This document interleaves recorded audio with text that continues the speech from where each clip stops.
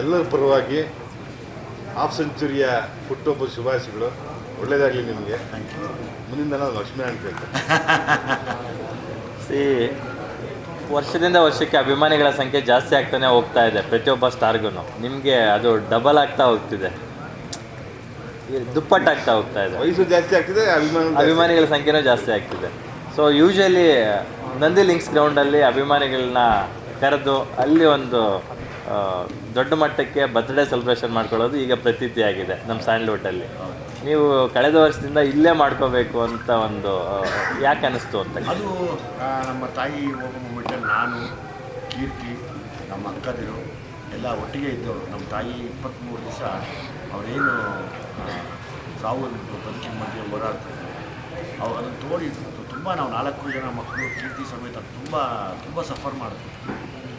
ನಾವು ಅವ್ರನ್ನ ಬಿಟ್ಟಿದ್ದಕ್ಕೆ ಆಗಲ್ಲ. ಅಟ್ಲೀಸ್ಟ್ ಆ ವರ್ಷದವ್ರು ಬರ್ತಾ ಇರ್ತೀವಿ.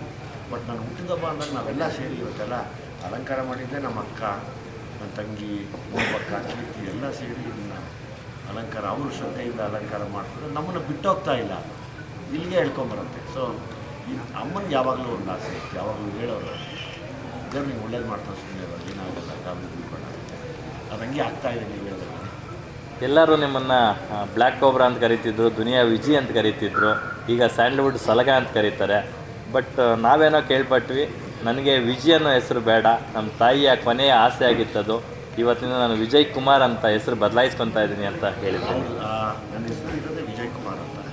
ಸೊ ಹಾಗಾಗಿ ಅಮ್ಮ ಸಾಯೋ ಟೈಮಲ್ಲೂ ಕೂಡ ಸಾಕಪ್ಪ ಎಲ್ಲರೂ ಕೇಳ್ಕೊ, ವಿಜಯ್ ಅಂತ ಹಾಕ್ಬೇಡ, ಹಾಕಿದ್ರೆ ವಿಜಯ್ ಅಂತ ಕೇಳಿದ್ರೆ ವಿಜಯ್ ಕುಮಾರ್ ಅಂತ ಫುಲ್ ಹೆಸರಿಟ್ಟಮ್ಮ.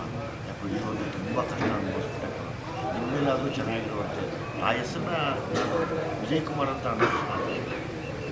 ತಾವೇ ಅದು ನನಗೆಲ್ಲ ಹೆಲ್ಪ್ ಮಾಡಿದ್ರು. ಅವ್ರು ಹೇಳಿ ಅದನ್ನು ತೀರೋದ್ರು. ಬಟ್ ನನಗೆ ಆ ಗೆಲುವು ಸಿಗ್ತಾನೆ ಇತ್ತು.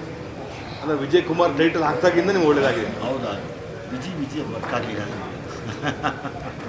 ಸೊ ಹಂಗಾಗಿ ದಯಮಾಡಿ ಎಲ್ಲರೂ ವಿಜಯ್ ಅಥವಾ ವಿಜಯ್ ಕುಮಾರ್ ನಿಮ್ಗೆ ಹೆಂಗೆ ಅನ್ಕೊ ವಿಜಯ್ ಒಂದು ಬಿಟ್ಬಿಟ್ಟು ಹೇಳ್ಬೇಕಾದ್ರೆ ಯೂಸ್ ಮಾಡಿ.